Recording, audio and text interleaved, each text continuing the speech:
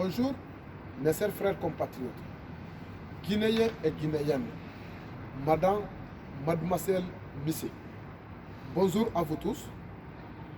C'est moi, Fodé Diakité, président de l'Association guinéenne pour l'unité et la transparence, coordinateur général des mouvements Ensemble pour la Guinée. Aujourd'hui, le 11 janvier 2020, je suis venu aujourd'hui de m'adresser à tous les peuples guinéens dans sa globalité, et Guinée l'intérieur et Guinée l'extérieur, et à toutes les organisations nationales, internationales, et à toute l'ambassade, à tous les corps diplomates accrédités dans notre pays, pour faire une mise en garde au l'État guinéen, au gouvernement guinéen. Parce que un État qui est en train d'opprimer à un pays, un État qui est en train d'opprimer à un peuple suprême, il faut qu'on fasse une mise en garde en cas de problème qui va découdre à ce pays. Parce que nous, en tant que Guinéens d'extérieur, on a un inquiétude, on a une préoccupation pour l'avenir de notre pays, la Guinée. Parce que s'il y a un coup d'État constitutionnel, s'il y a un coup d'État à la démocratie, s'il y a une violation des droits de l'homme, s'il y a un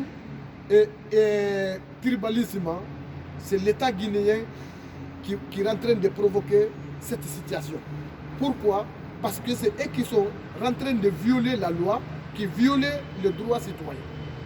Un peuple suprême qui est opprimé, rien ne va s'arrêter ce peuple guinéen pour empêcher leurs droits, parce qu'ils ont été opprimés, ils ont été privatisés et violés leurs droits. Donc, ce peuple a toute la légitimité de revendiquer leurs droits constitutionnels et leurs droits citoyens. Maintenant, hier la nuit, j'ai écouté la journal guinéen, radio-télévision guinéen, notre ministre de l'administration territoriale et la décentralisation, M.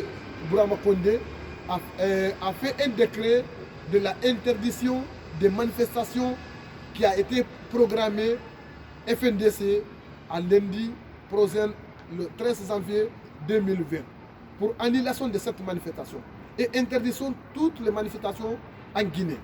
Et accompagner les messages du gouverneur de ville de Conakry, M. Martouré Bangoura, aussi qui a interdit les manifestations à toute l'étendue territoire de Conakry, de 5 communes de Conakry. Je vais vous dire, cet message de notre monsieur le ministre, de M. Bourama Condé, et le message de Martouré Bangoura, c'est un message nul dans l'avenir. C'est un message nul dans l'avenir. Parce que si quelqu'un qui a saboté la Guinée, c'est eux qui sont saboté la Guinée. Si quelqu'un a saboté la souveraineté nationale, c'est eux qui sont saboté la souveraineté nationale. Si quelqu'un a saboté cette constitution, c'est eux qui sont saboté la constitution guinéenne. Maintenant, c'est eux-mêmes qui sont dit que cette constitution n'est pas valable. Ils sont en train de proposer une nouvelle constitution parce qu'ils ont dit qu'ils sont désaccord avec ces nouvelles constitutions, avec cette constitution qui est en place actuellement. C'est à cause de ça qu'ils sont en train d'imposer une nouvelle constitution au peuple suprême de la Guinée, alors que ce n'est pas le peuple qui a demandé. Parce qu'ils ont dit que cette constitution n'est pas valable. Mes compatriotes guinéens.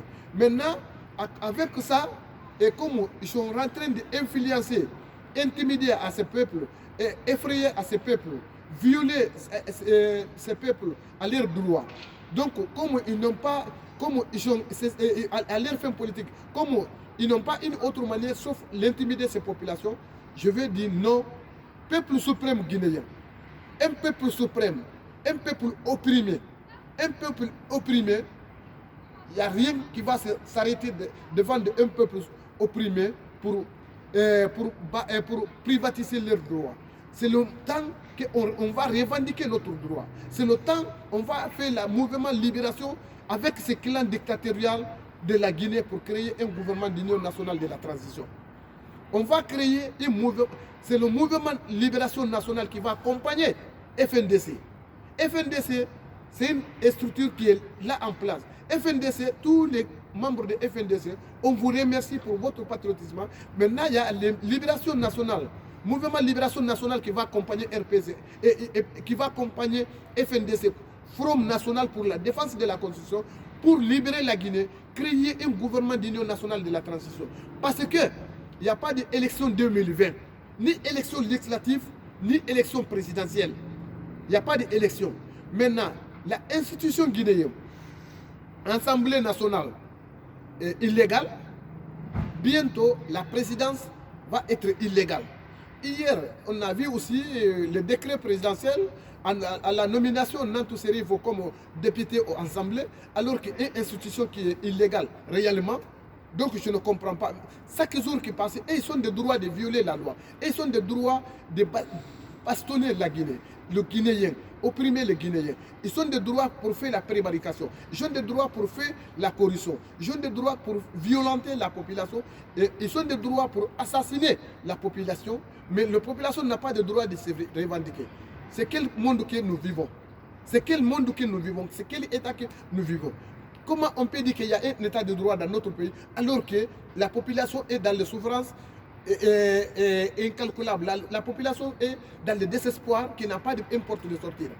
Mes compatriotes guinéens, je vais vous dire, la constitution guinéenne, article 21 de la constitution guinéenne a dit que si un peuple suprême a été opprimé, ils ont des droits de se manifester, ils ont des droits de revendiquer. Il faut qu'on va faire la même. Ça, ce n'est pas une manifestation simple. C'est une résistance. Comme c'est la résistance maintenant qui va commencer. Je dis mes compatriotes guinéens, j'ai informé à tous mes compatriotes guinéens, maintenant ce n'est pas une simple manifestation. C'est une résistance de peuple. Une résistance suprême des peuples qui ont été opprimés leurs droits, qui ont été violés leurs droits. Maintenant, on va remettre ce gouvernement, on va mettre ce gouvernement à côté pour créer un gouvernement d'union nationale de la transition pour organiser notre pays. Parce que trop, c'est trop. On est parti sur le bord de la mire. Parce qu'il n'y a pas de reculer derrière même. On ne peut pas reculer derrière. Il n'y a aucune intimidation, il n'y a aucune menace qui va nous effrayer, qui va nous freiner pour qu'on ne peut pas revendiquer notre droit. Mes compatriotes guinéens, prenez-nous une détermination sans consentement de ce gouvernement. Soit leur consentement, soit sans leur consentement, gouvernement veut ou pas, la manifestation doit continuer. Gouvernement veut ou pas, la résistance doit continuer. Parce que c'est eux qui sont sabotés. La constitution, si le gouvernement Alpha Condé, le jour qu'il est venu au pouvoir, il a fait une prestation de serment. Il a dit qu'il va respecter la loi, il va faire respecter la loi. Maintenant, c'est la même Alpha Condé, avec ce gouvernement, violer la consensus collective, la consensus suprême des peuples guinéens. Qu'est-ce qu'on va attendre pour lui maintenant? Alpha Condé n'a jamais accepté la négociation. Alpha Condé n'a jamais accepté l'accord qui a été signé avec Alpha Condé. Il n'a jamais respecté son engagement. Il n'a jamais respecté sa parole d'honneur. Il n'a jamais respecté cette population. Qu'est-ce qu'on va attendre à Alpha Condé? Maintenant, il va finir avec ce peuple suprême. Il a saboté l'éducation guinéenne. Quand on va tuer l'avenir d'un pays, il va saboter l'éducation de ce pays. Maintenant, l'éducation guinéenne est sabotée. Donc, pour créer l'emploi des jeunes, c'est saboté. Le gouvernement n'a jamais accompagné cet peuple suprême dans le plan de développement. Regardez tout le bilan d'Alpha Condé. Pendant 9 ans de bilan d'Alpha Condé, tout ce bidon vide. Rien. C'est un contenu vide. C'est un bidon vide. Donc, regardez, quand il dit qu'il a fait et qu'il a travaillé la route comme travaux publics de la route pour la construction de routes routières. Prenez les véhicules, circulez dans tout l'étendue du territoire de la Guinée, vous allez connaître est-ce qu'il y a des routes, c'est nous ou bien il n'y a pas de routes, c'est nous. Maintenant, quand on parle de l'hôpitalisation, si tu n'as pas l'argent, tu vas mourir, on ne peut pas te soigner.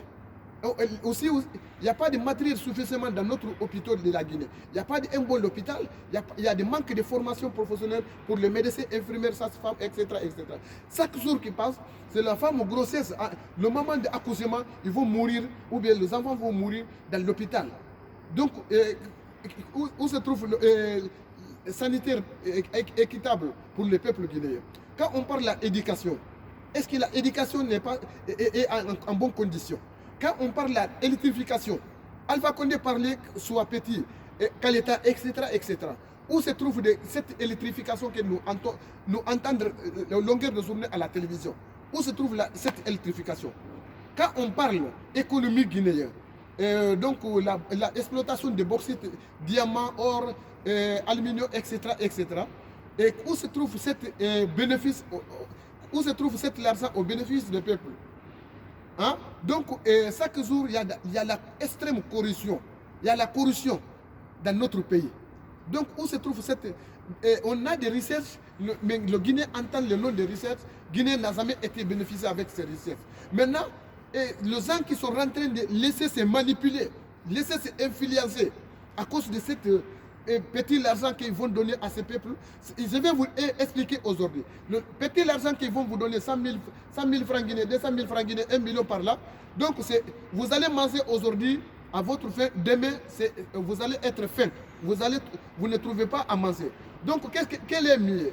Chaque jour, tu vas trouver à manger, ou bien on te donne un bon argent aujourd'hui, une somme de l'argent aujourd'hui. Aujourd'hui, tu vas acheter tout. Demain, tu n'as rien là-bas. Parce que si on crée l'emploi de scène, on crée la formation, on crée le développement, c'est ça qui est durable, développement durable. Maintenant, chaque jour, c'est ton salaire qui va te nourrir. C'est ton salaire qui va te nourrir. Mais est-ce que s'il n'y a pas de tout ça là, maintenant, la population guinéenne est en train de sortir, la désespoir et le manque d'emploi, la pauvreté et l'extrême pauvreté a obligé cette population pour sortir notre pays, pour aller dans le Méditerranée, pour aller se sacrifier dans le Méditerranée. 38 000 personnes de 2013 à 2019, 38 000 personnes ont perdu la vie dans le Méditerranée à cause de l'extrême pauvreté. Donc, qu'est-ce qu'on va attendre maintenant? Il n'y a pas de marche arrière. Il faut qu'on va se débarrasser avec cette dictature, avec ce gouvernement corrompu, ce gouvernement criminel qui est en train d'assassiner les Guinéens. Regardez, est-ce qu'il y a la justice en Guinée? Combien de Guinéens ont perdu la vie? Le 28 septembre, le 28 septembre 2009, la massacre du 28 septembre 2009, Alpha Condé, il était l'opposant en ce moment. Il y a ces militants, il y a ces sympathisants dans le massacre du 28 septembre. Donc si on parle la vérité, le moment là, il était opposant contre Dadis Camara.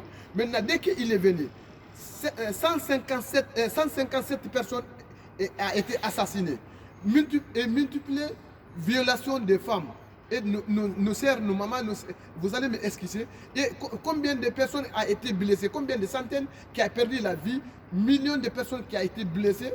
Est-ce que Alpha Condé a mis une société fiable pour faire l'enquête judiciaire, pour éclaircir ce 28 septembre?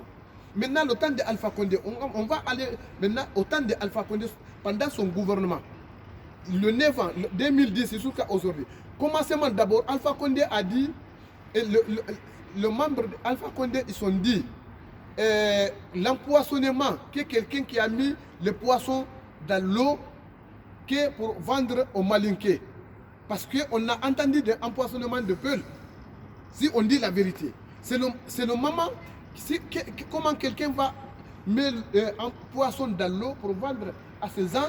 Il ne connaît pas si c'est un malinqué qui va acheter l'eau, si c'est un soussou, si c'est un pelle, si c'est un tomate ou si c'est un graissé.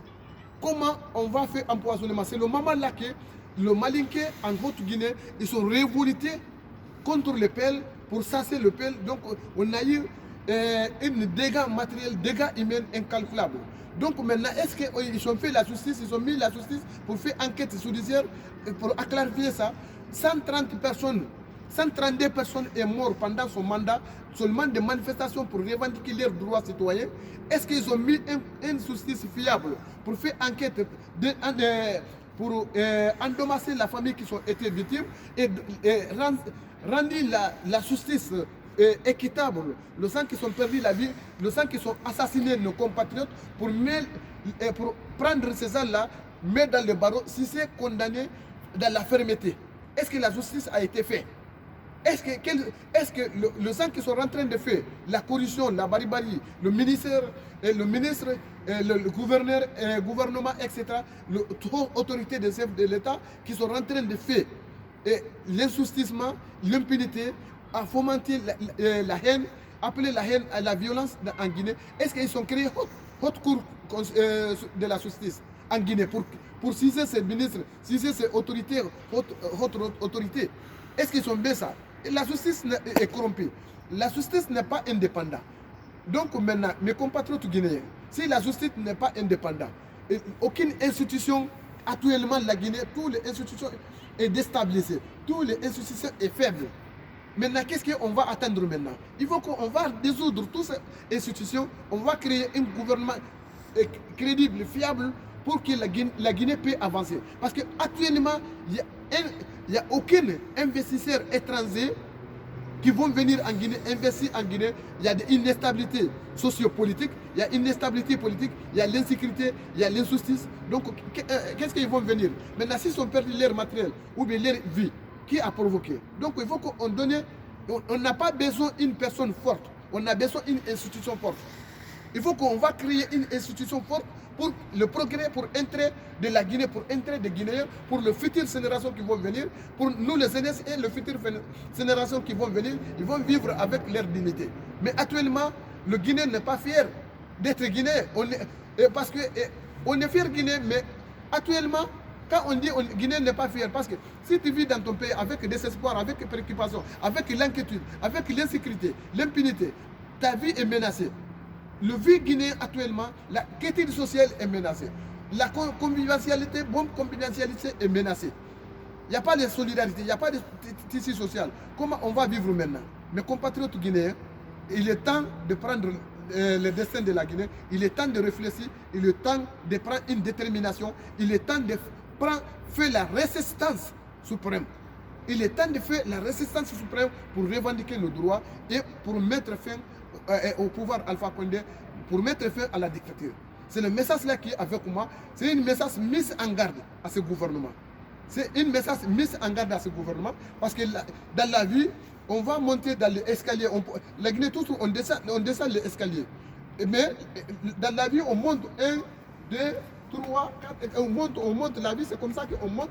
Mais la Guinée, toujours, quand on fait des pas devant, des pas derrière, ça ne peut pas construire un État, qui voulait l'avenir. Ce message-là qui est avec moi de vous adresser aujourd'hui. Vraiment, je vous remercie et je vous souhaite une excellente journée. Et vive la Guinée, vive la paix, vive la compréhension, vive l'unité nationale. Merci.